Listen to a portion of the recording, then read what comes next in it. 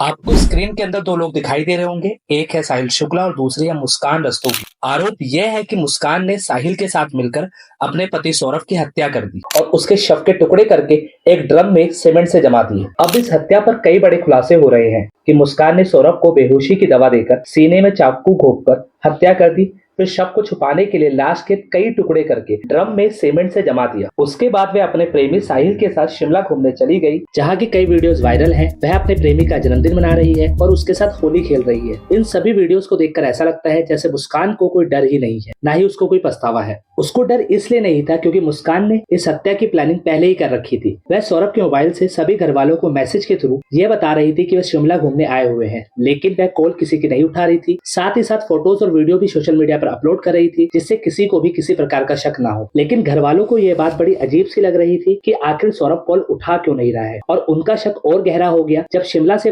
मुस्कान तो वापस आ गई, लेकिन उसने बताया कि सौरभ अभी भी शिमला में रुक गया है। आखिरकार 23 मार्च को सौरभ के बड़े भाई बबलू ने मेरठ थाने में जाकर सौरभ की मिसिंग कंप्लेंट लिखवा दी। पुलिस ने प्रारंभिक जांच करते हुए सौरभ के घर की जब तलाशी ली, ड्रम के अंदर से सौरभ का शव बरामद हुआ। अब ये सवाल उठता है, क्या सौरभ और मुस्कान का निजी जीवन अच्छा नहीं चल रहा था? एकदम स्टार्टिंग से शुरू करते हैं। सौरभ और मुस्कान 2015 में एक दूसरे से मिलते हैं और एक दूसरे से प्यार करने लगते हैं, लेकिन इस रिश्ते से सौरभ के घर वाले खुश नहीं थे। लेकिन सौरभ ने अपने परिवार के अगेंस्ट जाकर मुस्कान से शादी करी और मेरठ में ही एक किराए के मकान पे रहने लगा। 2019 में मुस्कान ने एक लड़की को जन्म भी दिया और कई ऐसी वीडियोस भी हैं जिसके अंदर पता चलता है कि सौरभ और मुस्कान के बीच में सभी चीजें नॉर्मल थी। लेकिन सौरभ अपने काम के सिलसिले में महीनों तक देश से बाहर रहता था और इसी बीच में एंट्री होती है साहिल शुक्ला की। कई मीडिया रिपोर्ट तो यह भी कह रही है कि साहिल को मुस्कान स्कूल टाइम से जानती है। जब वह दोबारा मिलता है, बातचीत बढ़ते बढ़ते प्रेम तक पहुंच जाती है। लेकिन साहिल ड्रग्स एडिक्ट था और उसने यही आदत मुस्कान को भी लगा दी थी। ऐसा नहीं है कि सौरभ को ये बातें नहीं पता चली थी। सौरभ के पड़ोसियों द्वारा बताया गया था कि सौरभ की गैर मौजूदगी में साहिल उनके घर आता है। वो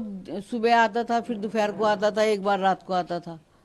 3 बार का तो उसका पता ही है, और बाकी भैया रात बेरात को आता भी हो तो किसी को क्या पता। सुना है कि पीछे के गेट से उसके पापा आते थे, पर हमने कभी देखे नहीं उनको यहाँ आते। स्थिति इतनी खराब हो चुकी थी कि सौरभ और मुस्कान एक दूसरे से डिवोर्स लेना चाहते थे, लेकिन घर वालों के समझाने पर और बच्ची के कारण दोनों ने एक साथ रहने के लिए राजी हुए। लेकिन किसको पता था कि साहिल और मुस्कान के दिमाग में क्या चल रहा है, और उन्होंने सौरभ को मौत के घाट उतार दिया। कई मीडिया हाउसेस का तो ये भी कहना है कि मुस्कान और मुस्कान की माता दोनों ही इस मर्डर के अंदर इन्वॉल्व थे। कई मीडिया हाउसेस तो ये भी कह रहे हैं कि मुस्कान ने शादी सिर्फ पैसों के लिए की थी और सौरभ लगातार पैसे ट्रांसफर कर रहा था मुस्कान के अकाउंट में और उसकी माँ के अकाउंट के अंदर। लेकिन पुलिस प्रशासन ने इस बात की कोई पुष्टि नहीं की है। लेकिन इस प्रकार की घटनाएं साल दर साल बढ़ती जा रही हैं। कोई शव फ्रिज के अंदर पाया जा रहा है तो कोई प्रेशर कुकर के अंदर उबाले जा रहे हैं। लोगों की मानसिकता दिन प्रतिदिन गिरती जा रही है। अगर किसी के साथ आपके संबंध सही नहीं है तो उनसे दूर हो जाना ही उचित होगा, क्योंकि जीवन से कीमती कुछ नहीं है। अगर आपको हमारी वीडियोस अच्छी लग रही हो तो कृपया वीडियो को लाइक करें और शेयर करें। धन्यवाद।